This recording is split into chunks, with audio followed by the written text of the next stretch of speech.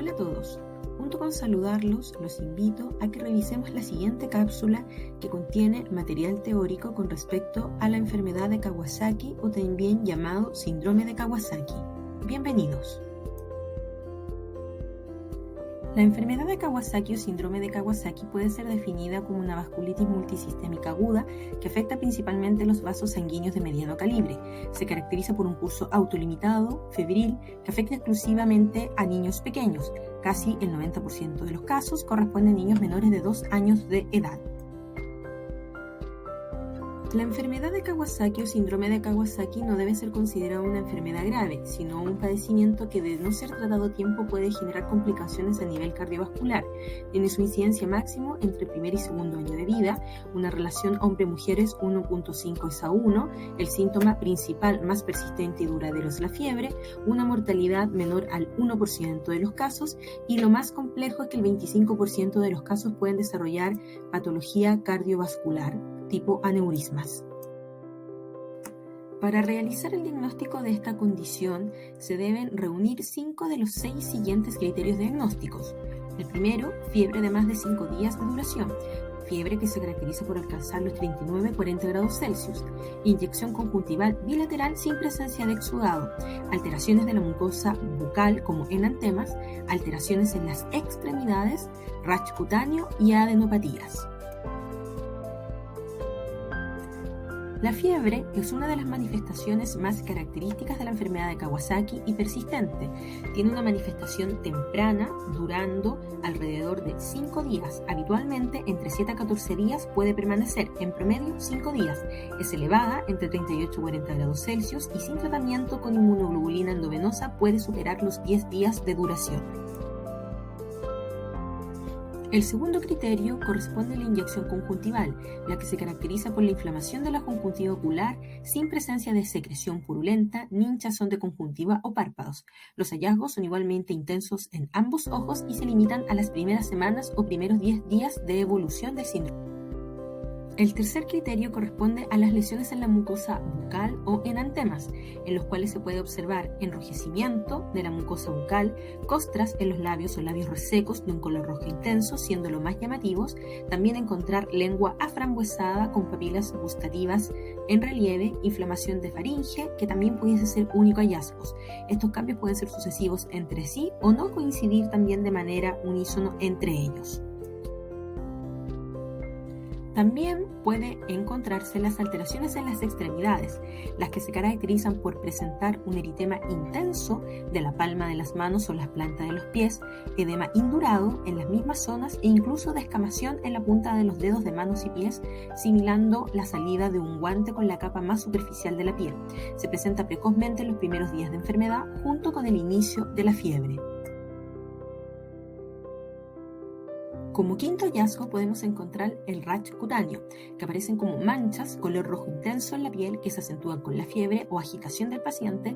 Estas lesiones suelen ser abundantes o escasas, de distribución irregular, de preferencia en tronco y fluctuantes con el tiempo. No en todos los niños se presentan, pero cuando se presentan son bastante características. Y finalmente, el último hallazgo que pudiese aparecer son las adenopatías cervicales. Es el menos constante de los signos clásicos que acabamos de revisar, 50 al 75% de los pacientes, en tanto que otros se presentan solo en un 90% y característicamente son de consistencia firme y sensible a... Habiendo revisado la sintomatología clínica más característica del síndrome de Kawasaki, en esta gráfica podemos ver que el síntoma que dura más tiempo y se mantiene es la fiebre. Junto con ello podemos encontrar las alteraciones cardiovasculares como la miocarditis o la aparición de aneurismas, que son dilataciones de las arterias coronarias, como también las alteraciones exantemáticas de la piel que pueden ser intermitentes durante el periodo de tiempo. Desde el punto de vista teórico, la enfermedad o síndrome de Kawasaki se divide en etapas o fases, siendo la primera de ellas la fase aguda o febril con 1 a 2 semanas de duración, donde se caracteriza por fiebre, inyección conjuntival, lesiones en la mucosa bucal, eritema indurado de manos y pies, adenopatías, exantemas, irritabilidad, anorexia. Posteriormente pasamos a la segunda etapa o fase, la fase subaguda, en la que cede la fiebre, el exantema, las adenopatías, aunque persiste la inyección conjuntival y la irritabilidad del paciente. Se inicia la descamación exantemática perineal, al igual que en los dedos, como un guante que se retira de la mano del paciente, y en esta fase también se pueden evidenciar lesiones tipo aneurismas y trombocitosis. Y finalmente la fase de convalescencia, donde las manifestaciones clínicas desaparecen y los reactantes de fase aguda y el resto de las alteraciones del laboratorio se normalizan. Los aneurismas que aparecieron previamente pueden resolverse o persistir y dejar una disfunción cardíaca o presentar infartos agudos al miocardio. Con respecto al laboratorio clínico que se puede complementar para el diagnóstico del síndrome de Kawasaki, se puede tomar hemograma, VHS, PCR, perfil bioquímico y albúmica sérica.